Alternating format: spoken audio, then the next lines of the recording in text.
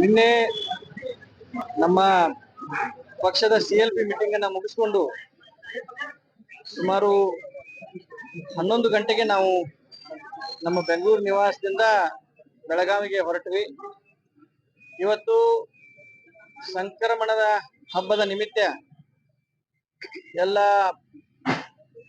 ಮನೆಯವರು ಸೇರ್ಕೊಂಡು ದೇವಸ್ಥಾನಕ್ಕೆ ಹೋಗ್ಬೇಕು, ನಮ್ಮ ಮನೆ ದೇವರಾದಂತ ವೀರಭದ್ರೇಶ್ವರ ಹೋಗ್ಬೇಕಂತ ಒಂದು ಮಾತುಕತೆ ಆಗಿದ್ದರಿಂದ ರಾತ್ರಿ ನಾವು ತರಾತುರಿಯಲ್ಲಿ ನಾವು ಮತ್ತು ಸಹೋದರಿ ಲಕ್ಷ್ಮೀ ಹೆಬ್ಬಾಳ್ಕರ್ ಅವರು 11 ಗಂಟೆಗೆ ನಾವು ಬೆಂಗಳೂರು ನಿವಾಸವನ್ನು ಬಿಟ್ವಿ.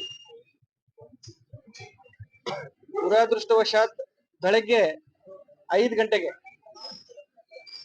ಇನ್ನೇನು ಒಂದು 15 ನಿಮಿಷ ನಾವು ಬೆಳಗಾವಿ ಸೇರ್ತೇವೆ ಅಂತ ಒಂದು 15 ನಿಮಿಷ ಸಮಯ ಇತ್ತು. ಅಷ್ಟರೊಳಗೆ ನಾಯಿ, 2 ನಾಯಿ ಅಡ್ಡ ಬಂತು. 2 ನಾಯಿಗಳು ಒಂದರಿಂದ ಒಂದು ಬಂದಿದ್ದರಿಂದ ಡ್ರೈವರ್ಗೆ ಪಾಪ ಏನ್ ಮಾಡ್ಲಿಕ್ಕೆ ಸಾಧ್ಯ ಆಗ್ಲಿಲ್ಲ. ಆ ಪ್ರಾಣಿಗಳ ಒಂದು ಜೀವ ರಕ್ಷಣೆ ಮಾಡ್ಲಿಕ್ಕೆ ಅವನು ತರಾತುರಿಯಲ್ಲಿ ಲೆಫ್ಟ್ ಟರ್ನ್ ತಗೊಂಡಾಗ ಗಾಡಿ ಇದ್ದಿದ್ದು ರಸ್ತೆ ಕೆಳಗಡೆ ಇದ್ದು ಪಕ್ಕದ ಮರಕ್ಕೆ ಡಿಕ್ಕಿ ಹೊಡಿತು. ಆ ಸಂದರ್ಭದಲ್ಲಿ ನಮಗೆ ಒಂಚೂರು ತಲೆ ಇರಬಹುದು ಅಥವಾ ಮುಖದ ಬಲಭಾಗದಲ್ಲಿ ಮತ್ತೆ ಇಲ್ಲಿ ನನ್ನ ರೈಟ್ ಶೋಲ್ಡರ್ ಭಾಗಗಳಿಗೆ ನಮಗ್ ಪೆಟ್ಟಾಯ್ತು. ಮಾನ್ಯ ಮಂತ್ರಿಗಳಿಗೆ ಕೆಲವೊಂದು ಮೈನರ್ ಇಂಜುರೀಸ್ ಜೊತೆಗೆ ಅವರ L1 ಮತ್ತು L4 ಬೆನ್ನು ಮೂಳೆಗೆ ಹೇರ್ ಲೈನ್ ಫ್ರಾಕ್ಚರ್ ಆಗಿದೆ ಅಂತ ಈಗಾಗಲೇ ವೈದ್ಯರು ಹೇಳಿದ್ದಾರೆ. 1 ತಿಂಗಳ ಬೆಡ್ ರೆಸ್ಟ್ ಅವ್ರಿಗೆ ಹೇಳಿದ್ದಾರೆ. ಬಟ್ ಇವಾಗ ನಾನು ಮಾತಾಡ್ಸ್ಕೊಂಡು ಬಂದೆ, ಬಿಕಾಸ್ ಬೆಳಗ್ಗೆ ನಾನು ಟ್ರೀಟ್ಮೆಂಟ್ ಮುಗಿಸ್ಕೊಂಡು ಮನೆಯಲ್ಲಿ ಎಲ್ರು ಗಾಬರಿ ಇದ್ರು ಅಂತ ಮನೆಗೆ ಹೋಗ್ಬಿಟ್ಟು ಮನೆಯವ್ರಿಗೆಲ್ಲ ಸಾಂತ್ವನ ಹೇಳ್ಬಿಟ್ಟು ಇವಾಗ ಮತ್ತೆ ಬಂದು ಅಕ್ಕ ಅವ್ರಿಗೆ ಭೇಟಿ ಆದೆ. ಮಾತಾಡ್ತಾ ಇದಾರೆ, ಚೆನ್ನಾಗಿ ಮಾತಾಡ್ತಾ ಇದಾರೆ. ಒಂಚೂರು ನೋವಿದೆ ಅವ್ರಿಗೆ, ಆ ನೋವು ಸಾಕಷ್ಟು ನೋವಿದೆ, ಮಾತಾಡ್ಲಿಕ್ಕೆ ಸರಿಯಾಗಿ ಮಾತಾಡ್ಲಿಕ್ಕೆ ಬರ್ತಾ ಇಲ್ಲ ಅವ್ರಿಗೆ. ಆದ್ರೂ ಕೂಡ ಅವ್ರು ಧೈರ್ಯವಾಗಿದ್ದಾರೆ. ಮಾಧ್ಯಮದ ಮೂಲಕ ಎಲ್ಲರಿಗೂ ನಾನು ಹೇಳಲಿಕ್ಕೆ ಬಯಸ್ತೇನೆ, ಅವರು ಅಪಾಯದಿಂದ ಇವಾಗ ಹೊರಗಿದ್ದಾರೆ. ಯಾರು ಆತಂಕ ಪಡುವ ಅವಶ್ಯಕತೆ ಇಲ್ಲ.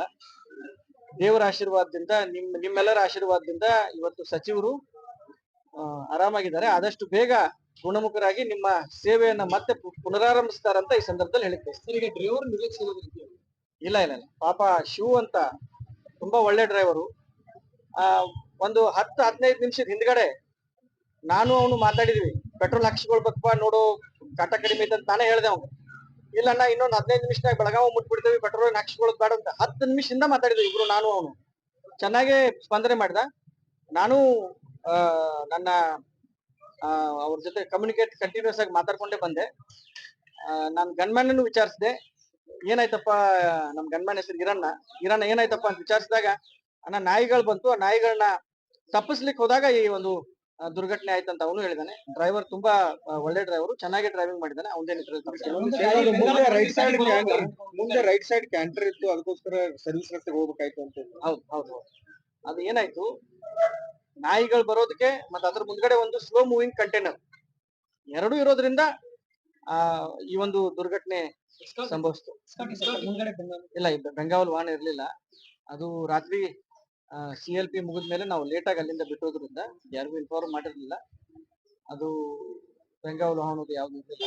ಇನ್ನೇನು ಒಂದು 15 ನಿಮಿಷದಲ್ಲಿ ಬೆಳಗಾವಿ ಮುಟ್ತಿದ್ವಿ, ಅಷ್ಟರೊಳಗೆ ಇದೊಂದು ಘಟನೆ ನಡೆದಿತ್ತು. ಈ ಸತಿ ಸಂಕ್ರಮಣ ಇರೋದ್ರಿಂದ ಡ್ರೈವರ್ಗಳಿಗೂ ನೀವು ಮನೆಯಲ್ಲಿ ಅಂತ ಹೇಳಿದ್ರೆ ಎಲ್ಲಾ ಮಾತುಕತೆನೂ ಆಯ್ತು. ಇವಾಗ ನಮ್ ಕಡೆ ಅಂತಾರು, ಸಂಕ್ರಮಣದ ಆಜುಬಾಜು ಇವೆಲ್ಲ ಈ ಕರಿ ದಾಟೋ ಮಟ್ಟ ಇಂತ ದುರ್ಘಟನೆಗಳಾಗ್ತಾವಂತೆಲ್ಲ ಮನ್ಯಾಗೂ ಅಂತಾರು. ಹಿರಿಯರು ಹೇಳಿದ್ರು, ನಮಗ್ ಬೇಕಾದವರು ಹೇಳಿದ್ರು, ಒಂದ್ ಸ್ವಲ್ಪ ಸಂಕ್ರಮಣ ದಾಟೋವರೆಗೆ ಒಂದ್ ಸ್ವಲ್ಪ ನೀವು ಬಹಳ ಕಾಳಜಿಯಿಂದ ಇರ್ಬೇಕು, ಮನೆಯಲ್ಲಿ ದುರ್ಘಟನೆ ನಡೆಯುವ ಸಂಭವ ಇದೆ ಅಂತ ಭವಿಷ್ಯನೂ ಹೇಳಿದ್ರು. ಆದ್ರೂ ಕೂಡ ಈ ಒಂದು ಅಚಾತುರ್ಯ ನಮ್ಮಿಂದನೇ ಜರುಗಿದೆ. ಈಗ ನಮ್ಮಿಂದನೇ ಜರುಗಿದೆ, ಅದು ಆಗ್ಬಾರ್ದಾಗಿತ್ತು, ಈ ಘಟನೆ ಒಂದು ಆಗ್ಬಾರ್ದಾಗಿತ್ತು. ಹಬ್ಬ ಇರೋದ್ರಿಂದ ಪಾಪ ನಮ್ಮ ಬೆಳಗಾವಿ ಡ್ರೈವರ್ ನಮಗ್ ಫೋನ್ ಮಾಡಿದ್ದ, ನಾವು ದಾವಣಗೆರೆವರೆಗೆ ಬರ್ತೀವನ್ನ ಅಂತ. ಬ್ಯಾಡ್ ಬಿಡಪ್ಪ, ಬೆಳಗ್ಗೆ ಎದ್ದು ಎಲ್ಲರೂ ಹೊಳಿಗೆ ಜಳಕಕ್ಕೆ ಹೋಗೋಣ, ನಾವು ಬೆಳಗಾವಿ ಮಠ ಬರೋಣ ಅಂತ ನಾವು ಅಲ್ಲಿ ಮಠ ಬಂದ್ವಿ. ಏನೋ ಅವ್ನ ದಾವಣಗೆರೆವರೆಗೆ ಕರೆಸ್ಕೊಂಡಿದ್ರಿ, ದುರ್ಘಟನೆ ನಡೀತಿರ್ಲಿಲ್ಲ ಅಂತ ಇವಾಗ ಅನಿಸ್ತಾ ಇದೆ. ಹೌದು, ನಾನು ಡ್ರೈವರ್ ಹಿಂದ್ಗಡೆ ಕೂತಿದ್ದೆ, ಗನ್ಮ್ಯಾನು ಮತ್ತೆ ಡ್ರೈವರ್ ಮುಂದೆ ಕೂತಿದ್ರು. ಗನ್ಮ್ಯಾನ್ ಹಿಂದ್ಗಡೆ ಮಂತ್ರಿಗಳು ಕೂತಿದ್ರು. ಸೊ ಈ ಎಲ್ಲ ಘಟನೆ ನಡೆದೋಯ್ತು. ಬಟ್ ಆದಷ್ಟು ಬೇಗ ಮಂತ್ರಿಗಳು ಚೇತರಿಸ್ಕೊಳ್ತಾರೆ ಅಂತ ನನಗೆ ಅನಿಸ್ತದೆ. ಡ್ರೈವರ್ಗೆ ಒಂಚೂರು ಸೂಪರ್ಫಿಷಿಯಲ್ ಸ್ಕ್ರಾಚಸ್ ಇದೆ ಮೈ ಮೇಲೆ.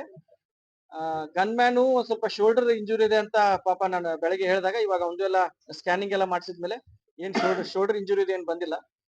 ಸಿಂಪಲ್ ಪೇನ್ ಕಿಲ್ಲರ್ ಮೇಲೆ they will be all right. ಎಲ್ರು ಮಾತಾಡಿದ್ದಾರೆ, ಸಿಎಂ ಅವ್ರು ಮಾತಾಡಿದ್ದಾರೆ, ಎಲ್ಲ ಸ್ಪೀಕರ್ ಸಾಹೇಬರು ಮಾತಾಡಿದ್ದಾರೆ, ವಿಧಾನ ಪರಿಷತ್ ಸ್ಪೀಕರ್ ಸಾಹೇಬರು ಮಾತಾಡಿದ್ದಾರೆ, ಹೋಮ್ ಮಿನಿಸ್ಟರ್ ಮಾತಾಡಿದ್ದಾರೆ.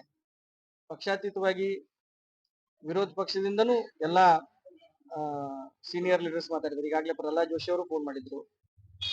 ಒಟ್ಟಾರೆ ಎಲ್ಲರೂ ಲಕ್ಷ್ಮೀ ಹೆಬ್ಬಾಳ್ಕರ್ ಅವರ ಆರೋಗ್ಯವನ್ನ ಮತ್ತೆ ನಮ್ಮ ಆರೋಗ್ಯವನ್ನು ವಿಚಾರಿಸಿದ್ದಾರೆ. ಅವ್ರಿಗೆಲ್ಲರಿಗೂ ಧನ್ಯವಾದಗಳು. ಅದೇ ರೀತಿ ನಾವು ಬೇಗ ಗುಣಮುಖರಾಗಿ ಮತ್ತೆ ಸಮಾಜ ಸೇವೆಯನ್ನು ಮುಂದುವರಿಸ್ತೀವಿ ಅಂತ ನಿಮ್ಮ ಮೂಲಕ ಹೇಳ್ಬೋದು. ಮೇಡಮ್ ಬೆಂಗಳೂರಿನ ಆಸ್ಪತ್ರೆಗೆ ಶಿಫ್ಟ್ ಮಾಡಬೇಕನ್ನೋ